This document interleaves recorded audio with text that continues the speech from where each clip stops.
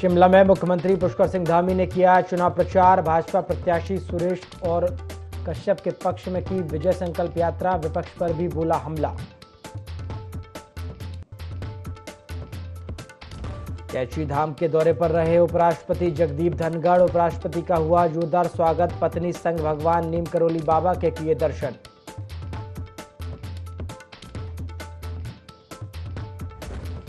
विद्युत कटौती को लेकर पूर्व मुख्यमंत्री हरीश रावत ने अपने आवास पर रखा 1 घंटे का मौन उपवास। गर्मी ने बढ़ाई लोगों की परेशानी, विभाग नहीं कर रहा कोई कार्रवाई।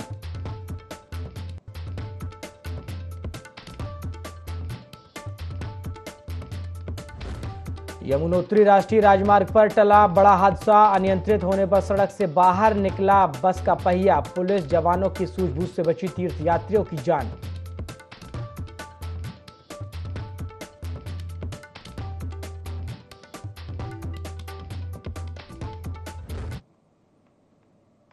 नमस्कार, IND 24 देख रहे हैं आप और मैं हूं आपके साथ प्रभात पांडे। बुलेटिन की शुरुआत खबरों के साथ करेंगे। लोकसभा चुनाव के परिणाम आने में अब चंद ही दिन बचे हैं। ऐसे में बीजेपी हो या कांग्रेस, दोनों राजनीतिक पार्टियां अपनी अपनी जीत के मायने तलाश रही हैं। बात अगर कांग्रेस की करें तो कांग्रेस भी 5 सीटों पर जीत को लेकर आश्वस्त नजर आ रही है। कांग्रेस के पूर्व प्रदेश अध्यक्ष और पौड़ी लोकसभा सीट से कांग्रेस प्रत्याशी गणेश गोदियाल का कहना है कि इस बार भाजपा जिस तरीके से सोच रही थी कि उत्तराखंड की जनता उनके लिए रेड कारपेट बिछाए बैठी है, वो आए और वोट ले जाएं, मगर इस बार उन्होंने चुनाव में देखा होगा कि जनता सवाल करने के लिए खड़ी है और यह काउंटिंग में भी देखने को मिलेगा। गणेश गोदियाल ने कहा, भाजपा इस बार एक तरफा चुनाव सोच रही थी, ऐसा कुछ नहीं है। 5 लोकसभा सीटों पर कांटे की टक्कर है और उत्तराखंड में मतदान कम होना यह दर्शाता है कि सरकार के खिलाफ लोगों में नाराजगी है और इस बार 5 लोकसभा सीटें कांग्रेस के पाले में होंगी।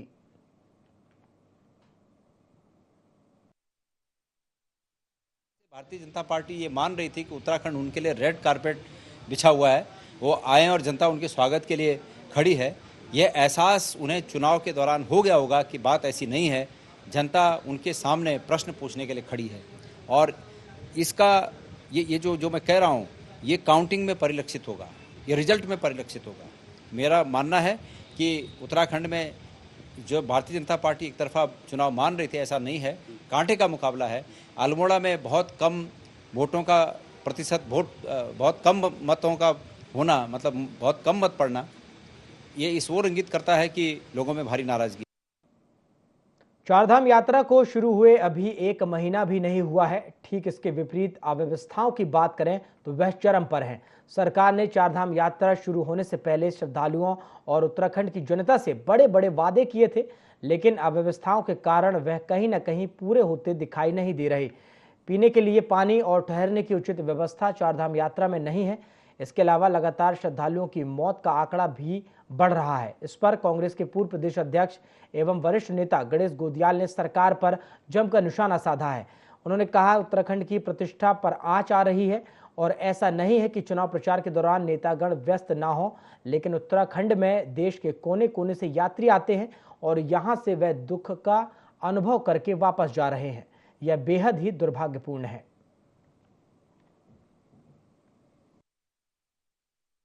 में हमारी जो सबसे बड़ी निधि है, उत्तराखंड की जो प्रतिष्ठा है, वो प्रतिष्ठा पूरे देश में उस पर आंच आ रही है। यहाँ तमाम देश का यात्री आता है और यात्री अपने साथ यहाँ से दुखद अनुभव लेके वापस जाकर जो नेगेटिव प्रचार हमारे प्रदेश का करेगा, वो हमारी बहुत बड़ी क्षति है। माननीय मुख्यमंत्री जी को इस पर पूरा ध्यान देना चाहिए था। रुड़की की सिविल लाइन क्षेत्र के नगला इमरती गांव में 2 पक्षों के बीच विवाद हो गया। इस दौरान एक पक्ष ने फायरिंग कर दी, जिसमें एक व्यक्ति को गोली लग गई। सूचना मिलते ही पुलिस मामले को शांत कराने पहुंची, लेकिन दोनों पक्षों के लोग भाग गए। वहीं पुलिस ने घायल व्यक्ति को अस्पताल में इलाज के लिए भर्ती करवाया है। एसपी देहात स्वप्न किशोर सिंह का कहना है कि मामले में जांच पड़ताल की जा रही है।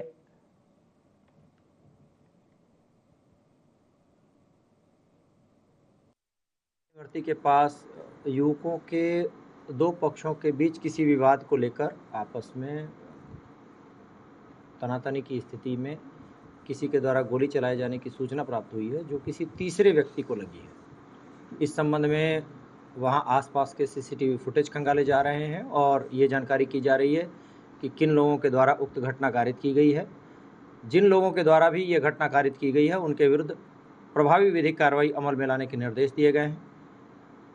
जिसने भी घटना की है उसके विरुद्ध प्रभावी कार्रवाई होगी। चंपावत जिले के बाराकोट ब्लॉक के पड़ासू सेरा गांव में सड़क का पानी इकट्ठा होकर गांव और खेतों में घुस रहा है, जिस कारण उपजाऊ खेतों को बहुत नुकसान पहुंच रहा है। इसके अलावा गांव के कई घरों को भी नुकसान पहुंचा है। क्षेत्र की युवा कृष्णा अधिकारी और ग्रामीणों ने बताया कि सड़क में इकट्ठा हो रहे पानी ने बरसाती नाले का रूप ले लिया है, जिसके चलते गांव को खतरा पैदा हो गया है। ग्रामीणों ने प्रशासन से जल्द नाला निर्माण की मांग की है। ग्रामीणों ने कहा, बरसाती नाले से बहुत नुकसान हो चुका है। प्रभावित ग्रामीणों का कहना है कि यह रोड का पानी है, इसके लिए निकासी नाला बनाया जाए।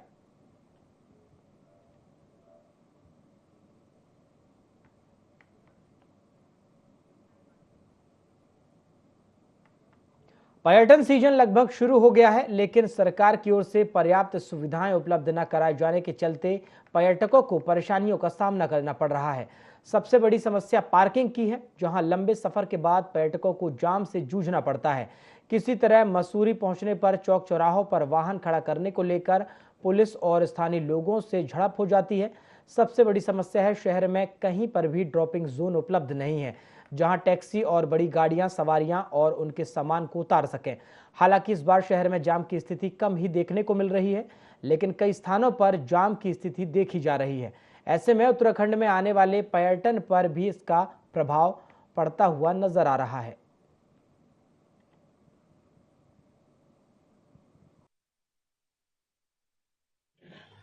डिवाइड हो रहा है, अन्य शहरों में भी जा रहा है। कुछ सुविधाओं का अभाव है, जैसे पर्यटक आते हैं, आती सारी परेशानी झेलते हैं। जाम तो निश्चित रूप से थोड़ा इस बार कम है। हमारे मुस्तैद सीओ साहब अनुज आर्य जी बड़ी मुस्तैदी से, एसएचओ साहब भी साथ में कंट्रोल कर रहे हैं ट्रैफिक को। परंतु कुछ टेम्पो ट्रैवलर्स जो आते हैं, जो टैक्सीज आती हैं, उनके लिए कोई ड्रॉप ऑफ पॉइंट नहीं है। डिमार्केटेड ड्रॉप ऑफ पॉइंट्स होने चाहिए, जहाँ पर ये पर्यटक टैक्सी लाए या टेम्पो ट्रैवलर लाए, वहाँ खड़ी करके, सिर्फ मात्र खड़ी करके सवारी उतार के वापस नीचे जाए और पार्किंग अपनी गाड़ी को लगाए।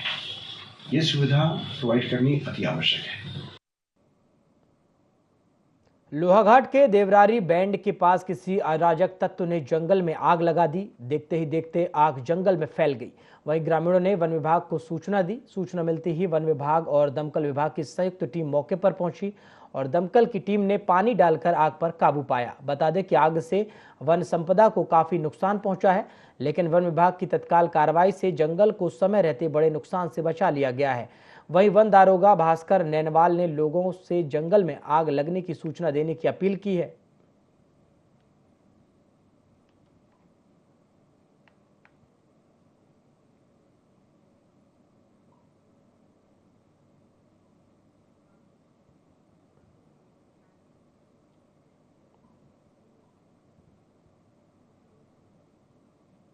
उपराष्ट्रपति जगदीप धनखड़ ने कैची मंदिर पहुंचकर बाबा नीम करोली महाराज के दर्शन कर पूजा अर्चना की। उपराष्ट्रपति ने 1 घंटे तक मंदिर में पूजा अर्चना कर बाबा का आशीर्वाद लिया। मंदिर से दर्शन के बाद उपराष्ट्रपति ने कहा कि कैची धाम आकर वह अभिभूत है। उन्होंने कहा कि उत्तराखंड देवभूमि है, साथ ही भारत महापुरुषों की भूमि है। देश में सराहनीय कार्य हो रहे हैं, साथ ही विश्व में भारत की संस्कृति को पहचान मिल रही है। उन्होंने कहा कि देश में G20 कार्यक्रम से भारत की ख्याति विश्व में बढ़ी है।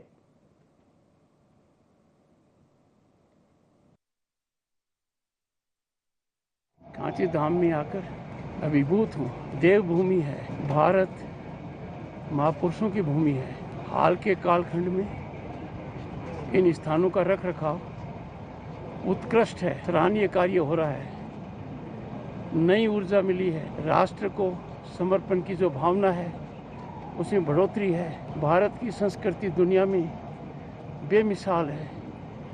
कोई देश 5000 साल की सांस्कृतिक विरासत नहीं रखता है। भारत दुनिया को एक कुटुंब मानता है, वसुदेव कुटुंबकम। G20 में हमारा मोटो दुनिया के समक्ष गया। मुख्यमंत्री पुष्कर सिंह धामी हिमाचल प्रदेश के दौरे पर रहे, जहां उन्होंने शिमला में प्रेस को संबोधित किया। इस दौरान सीएम धामी ने बीजेपी सरकार की उपलब्धियों पर बात की। सीएम धामी ने कहा कि बीजेपी के 10 सालों का रिपोर्ट कार्ड हमने देश के सामने रखा, जबकि कांग्रेस ने अपने मैनिफेस्टो में परिवारवाद और तुष्टीकरण का उल्लेख किया है। उन्होंने कहा कि ये लोग एक विशेष वर्ग के लोगों को फायदा पहुंचाना चाहते हैं, लेकिन मोदी सरकार ने अपने 10 साल के कार्यकाल में कई ऐतिहासिक फैसले लिए हैं, जिस वजह से पूरी दुनिया में भारत का मान सम्मान बढ़ा है और 4 जून को हमारा 400 पार का संकल्प पूरा होने जा रहा है।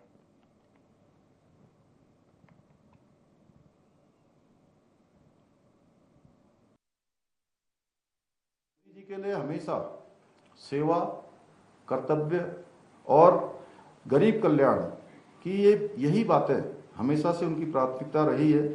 राहुल गांधी की बात करें या देश के अंदर अनेक शहजादे हैं, तो इनका बस चले तो देश के जो संसाधन हैं, इसके साथ साथ देश की संपत्ति भी छीन कर ये अपने जो खास इनका वोट बैंक है उनके चरणों में डाल दे। 10 सालों में देश के अंदर ऐसे ऐसे फैसले लिए गए हैं जो फैसले वास्तव में देश की आज़ादी के बाद से लेकर आज तक लोग उसकी प्रतीक्षा करते थे। पूरी दुनिया के अंदर भारत का मान सम्मान बढ़ा है। दुनिया आज भारत को एक विश्वास की नजर से देख रही है। राज्य निर्वाचन आयोग ने मतगणना के लिए सभी तैयारियां पूरी कर ली हैं। मुख्य निर्वाचन अधिकारी BVRC पुरुषोत्तम ने बताया कि 4 जून को प्रदेश भर में सुबह 8 बजे से मतगणना शुरू होगी। सबसे पहले पोस्टल बैलेट की काउंटिंग की जाएगी, उसके बाद EVM की काउंटिंग शुरू होगी। मतगणना स्थल की 3 लेयर सुरक्षा की व्यवस्था की गई है। इसके अलावा राज्य की 70 विधानसभाओं की काउंटिंग के लिए 91 काउंटिंग हॉल बनाए गए हैं, जबकि 884 टेबल लगाई गई हैं।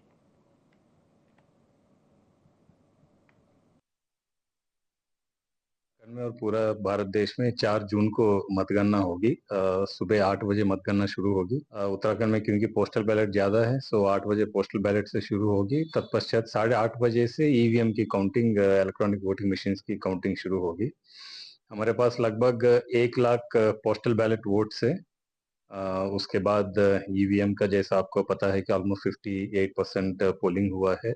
सो सारी हमारी जो पोलिंग पर्सनल की नियुक्ति हो गया है, काउंटिंग पर्सनल की नियुक्ति हो गया है और भारत सरकार की चुनाव आयोग की जो नियम है उसको हमने सारी पॉलिटिकल कैंडिडेट्स के साथ कल मीटिंग हो गया है विभिन्न जिलों में वहां पर, और सबको क्या नियम क्या है ये सारी चीज उन लोगों को समझा दिया गया।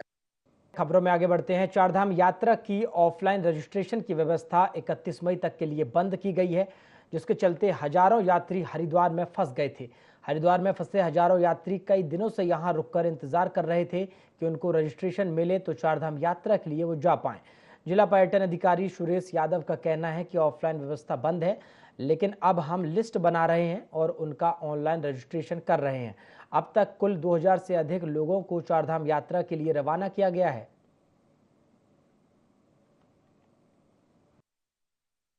ऑनलाइन व्यवस्था जो है परसों से वो कर दिया है, लेकिन कल से हमने, जैसे ऋषिकेश में हो रहा है कि राजस्व विभाग लिस्ट बना रहा है, वो लिस्ट के बाद हमारे यहाँ आवेदन पत्र भेज रहे हैं, उसको फिर हम यहाँ पर ऑनलाइन QR कोड जनरेट करके कर रहे हैं। तो कल के जो हमारे थे वो 600 लगभग पहले के, कल जो है लगभग 1300-1400 आदमी निकाले गए हैं।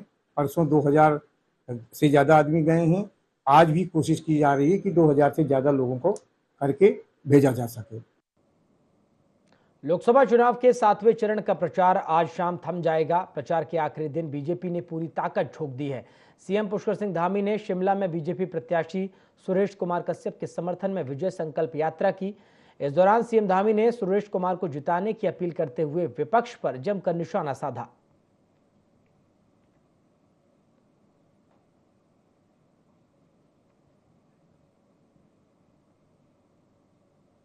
देहरादून जिला आबकारी विभाग को दिए गए लक्ष्य को पार कर प्रदेश को शराब की दुकानों से भारी राजस्व प्राप्त हुआ है। सहायक आबकारी आयुक्त राजीव सिंह चौहान ने बताया कि वित्तीय वर्ष 2023-24 के लिए 591 करोड़ रुपए राजस्व का लक्ष्य दिया गया था, जिसे सफलतापूर्वक पार करते हुए लगभग 1200 करोड़ रुपए का राजस्व प्राप्त किया गया है। साथ ही उन्होंने कहा कि इस वित्तीय वर्ष में हमें 625 करोड़ रुपए का लक्ष्य दिया गया, जिसे देखते हुए अभी तक लगभग 150 करोड़ रुपए का राजस्व राजकोष में जमा करा दिया गया है।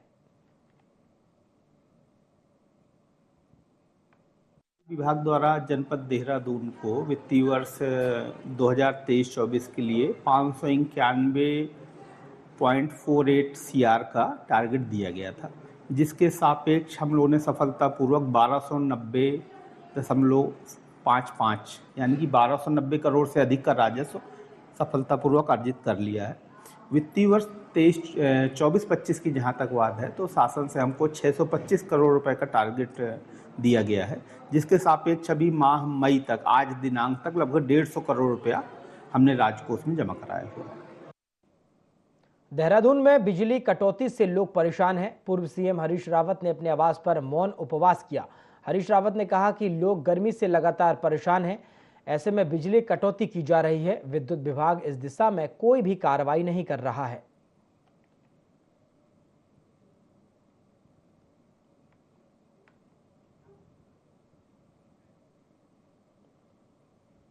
उत्तरकाशी में यमुनोत्री धाम यात्रा के दौरान बड़ा हादसा होते होते बच गया। जहां यमुनोत्री से वापस लौटते समय हनुमान चट्टी के पास यात्री बस का पहिया रोड से बाहर निकल गया। घटना की सूचना मिलते ही पुलिस मौके पर पहुंची और तीर्थयात्रियों को सुरक्षित बाहर निकाला। तीर्थयात्री नागपुर से चारधाम यात्रा पर आए थे।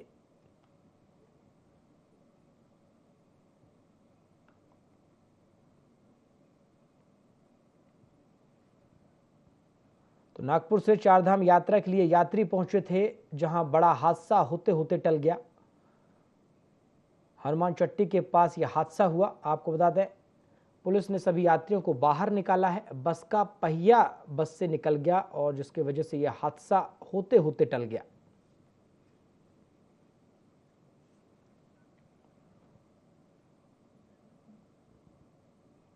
तापमान बढ़ने के साथ ही वन क्षेत्रों में रहने वाले जंगली जानवरों और पशु पक्षियों का गर्मी से बुरा हाल है। जंगलों में बने तालाब सूखने की कगार पर हैं, लिहाजा पानी की तलाश में जंगली जानवर आबादी का रुख कर रहे हैं। जंगली जानवरों की प्यास बुझाने के लिए राजाजी टाइगर प्रशासन ने मोतीचूर और कांसरो रेंज में करीब 47 वाटर हॉल्स में पानी भरने का काम शुरू कर दिया है। इसके साथ ही 5 बड़े तालाबों में भी टैंक के माध्यम से पानी भरा जा रहा है। इन तालाबों में हाथी जैसे बड़े जानवर अपनी प्यास बुझा रहे हैं।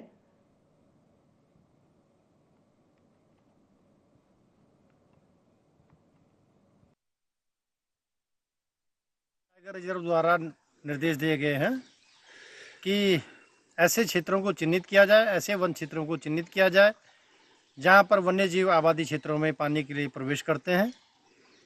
उनको चिन्हित कर दिया गया है। सभी रेंजों में कुछ स्थानों पर कच्चे वाटर होल बनाए गए हैं, जिसके लिए बाहर से पानी लाया जा रहा है।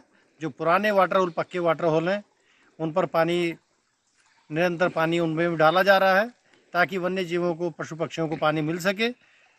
ऐसे क्षेत्र जहां पर हमारे पुराने पानी के सोर्स हैं, जल स्रोत हैं, उनका जीर्णोद्धार किया गया है और उन स्थानों को चिन्हित कर वहाँ पर जलाशयों बड़े वाटर होलों का निर्माण किया गया है ताकि बड़े वन्य जीव एवं छोटे पशु पक्षी सभी को आसानी से, सुगमता से पानी उपलब्ध हो सके। थराली विधानसभा के दूरस्थ गांव देवाल वार्ड मोटर मार्ग का भले ही नाम बदल गया हो, लेकिन यहां के हालात नहीं बदले हैं।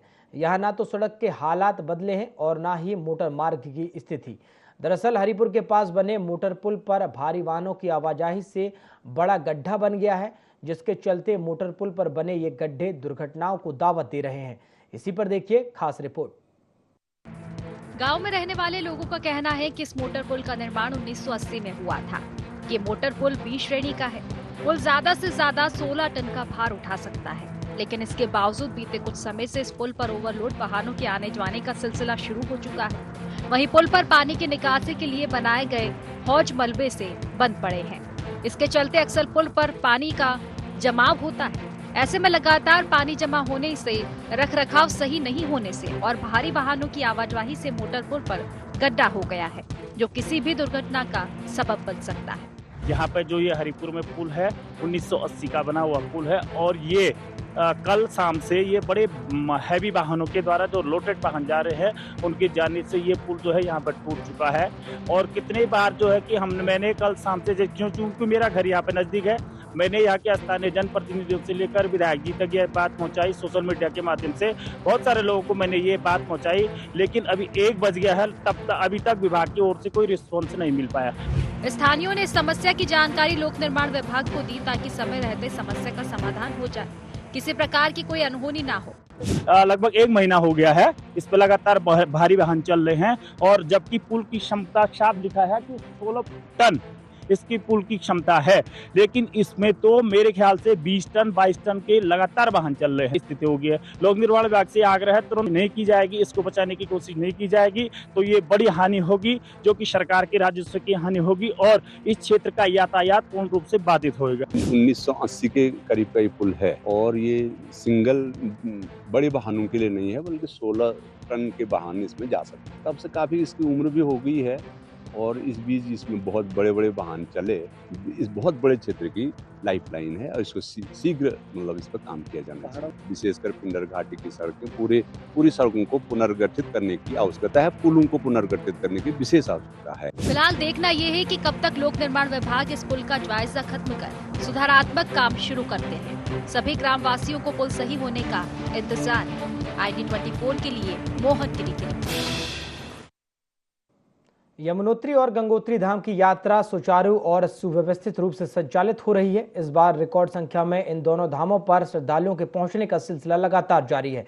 इस यात्रा काल में कपाट खुलने के 19 दिनों के अंदर यमुनोत्री और गंगोत्री धाम में 5 लाख से अधिक तीर्थयात्रियों का आगमन हो चुका है। यात्रा प्रारंभ होने के 19 दिन में ही पिछले साल की तुलना में इस बार गंगोत्री धाम में 39.55% और यमुनोत्री धाम में 48.84% की वृद्धि दर्ज की गई। देखिए ये खास रिपोर्ट। इस साल गंगोत्री और यमुनोत्री धाम में यात्रा शुरू होने से अब तक केवल 19 दिन में 5 लाख से अधिक श्रद्धालु दर्शन कर चुके हैं। यह आंकड़ा पिछले साल की तुलना में कहीं ज्यादा रिकॉर्ड किया गया है, क्योंकि वर्ष 2023 में गंगोत्री धाम में जहां 1,21,000 यात्री दर्शन करने पहुंचे, तो इस बार 2 लाख यात्री दर्शन कर चुके हैं। यह आंकड़ा पिछले साल की तुलना में 39.55% अधिक है। इस तरह यमुनोत्री धाम में वर्ष 2023 में जहां 1 लाख से ज्यादा श्रद्धालुओं ने दर्शन किए हैं, तो वहीं इस वर्ष अब तक 2 लाख से ज्यादा श्रद्धालु दर्शन कर चुके हैं। यमुनोत्री धाम में भी 1 लाख से अधिक श्रद्धालुओं ने दर्शन किए हैं और यह बढ़ोतरी दर 48.84% है। यमुनोत्री में अभी थोड़ा प्रशासन ने थोड़ा रेस्ट्रिक्शंस लगाए हैं, सभी का जो रजिस्ट्रेशन है वो देखा जा रहा है, तो इस वजह से थोड़ी भीड़ कम हुई है। और जो भी हरिद्वार से ऑफलाइन रजिस्ट्रेशन बंद करा दिए है, तो थोड़ा भीड़ थोड़ी कम हुई है। कल हमको मंदिर में ज़्यादा टाइम ही लगा, हार्डली 10-15 मिनट में हो गया, सिर्फ वो टाइम लगा सिर्फ चढ़ने उतरने में का। बाकी यमुनोत्री का तो काफ़ी ठीक था हमारा एक्सपीरियंस, ज़्यादा भीड़ नहीं थी। बाकी आगे का तब हम जा रहे हैं और दर्शन बहुत अच्छे से हो रहा है, तो अभी जाना काफ़ी अच्छा है। वहाँ पे प्रशासन द्वारा तो काफ़ी अच्छी तैयारी हो गई है और पुलिस ने मतलब बहुत भीड़ को काफ़ी कंट्रोल कर रखा है और घोड़ों के लिए भी अलग रास्ता बना रखा है, तो उससे जैसे जो यात्री पैदल जा रहे हैं उनको दिक्कत नहीं हो रही अब जाने आने में। मतलब काफ़ी अच्छा हो गया अब यमुनोत्री का यात्रा अच्छा रहा, मतलब बहुत अच्छा अनुभव रहा यमुनोत्री का। वहीं यह भी देखने को आ रहा है कि दोनों धामों में इस बार श्रद्धालु स्वयं के वाहनों से भी बड़ी तादाद में पहुंचे हैं। आंकड़ों के हिसाब से देखा जाए तो गंगोत्री में इस बार करीब 19,000 से अधिक वाहनों की एंट्री हुई है, जबकि पिछले साल करीब 10,000 वाहनों की ही एंट्री हुई थी। वहीं यमुनोत्री धाम में इस बार 18,000 से अधिक वाहनों को प्रवेश मिला है, तो पिछले साल यह आंकड़ा 9,000 वाहनों का रहा था। इस प्रकार तीर्थ यात्रा पर आने वाले वाहनों की संख्या पिछले साल की तुलना में इस बार गंगोत्री में 39.64% और यमुनोत्री में 46.40% अधिक है। यमुनोत्री और गंगोत्री का दर्शन बहुत अच्छा हुआ, बहुत गवर्नमेंट की तरफ से बहुत अच्छा सब अरेंजमेंट करा हुआ है, तो कहीं किसी लोगों को कोई परेशानी नहीं है, अच्छे से दर्शन हो रहा है, सब कुछ अच्छा है। तो मेरा यही आप लोगों से, जो आप आना चाहते हैं आप आइए, दर्शन करिए, 4 धाम यात्रा अपने परिवार के साथ। अभी तक तो कोई दिक्कत नहीं है, रूट साफ है, भीड़ नहीं है, ट्रैफिक भी नहीं है, सुकून से जा रहा, सुकून से आ रहा है। अब तक तो कोई दिक्कत नहीं है। यमुनोत्री गए थे हम लोग, कल गए थे, अभी तक तो फिर सुबह कल 1-2 बजे नीचे उतर गए सब लोग, नीचे गए आ गए। उसके बाद क्या है, उधर से हम लोग जा रहे थे, गंगोत्री रोड जा रहे थे, अब उत्तरकाशी में है। उत्तरकाशी से तो साफ सिरा रहे हैं, अभी 2 घंटे का पहले लेट होनी थी, 2 घंटे का पहले आ गए हम लोग। चार धाम यात्रा को प्रारंभ हुए आज 19 में और लगातार जो है उत्तरकाशी जनपद की अगर बात करूं तो गंगोत्री और यमुनोत्री धाम में जो लगातार जो है श्रद्धालुओं की संख्या बढ़ती जा रही है। लगभग अभी तक जो है 5 लाख से अधिक लोग जो है दर्शन कर चुके हैं, जो कि एक रिकॉर्ड है, क्योंकि अभी तक जो है पहली बार जो है इतने लोगों ने जो है अब तक दर्शन कर चुके हैं। लेकिन फिलहाल जो शासन प्रशासन ने यहाँ पे व्यवस्था की है उसको लेकर जो यात्रीगण है उनमें जो है खुशी की लहर है, क्योंकि शासन प्रशासन द्वारा बहुत अच्छी यहाँ पे जो व्यवस्था बनाई गई है। जहाँ तक मैं बात करूँ गंगोत्री यमुनोत्री धाम की, तो वहाँ पे जो है इस समय कोई भीड़ नहीं है, लाइन नहीं लगानी पड़ रही और यात्री जो है बहुत आसानी से दर्शन कर रहे हैं। दीपक नोटल, ND24 उत्तरकाशी। इस बार रिकॉर्ड संख्या में तीर्थयात्रियों और वाहनों के आवागमन के बावजूद बेहतर यात्रा प्रबंधन के चलते यात्रा सुरक्षित और सुव्यवस्थित रूप से जारी है। यात्रा मार्गों पर वाहनों की आवाजाही भी सुचारू बनी हुई है। प्रशासन द्वारा भी लगातार यात्रा व्यवस्थाओं की बारीकी से निगरानी और स्थलीय निरीक्षण किया जा रहा है। यात्रा संचालन को सुव्यवस्थित बनाए रखने के लिए प्रशासन ने व्यापक इंतजाम किए हैं और धामों के साथ ही यात्रा मार्गों पर बड़ी संख्या में अधिकारियों को तैनात भी किया गया है। शुरुआती 2 दिनों को छोड़ दिया जाए तो लगभग सभी यात्री व्यवस्था को लेकर काफी खुश दिखाई दिए। उत्तरकाशी से ND24 के लिए दीपक नौटियाल की रिपोर्ट। बुलेटिन में फिलहाल इतना ही। देश और दुनिया की तमाम खबरों के लिए आप देखते रहिए IND24। नमस्कार।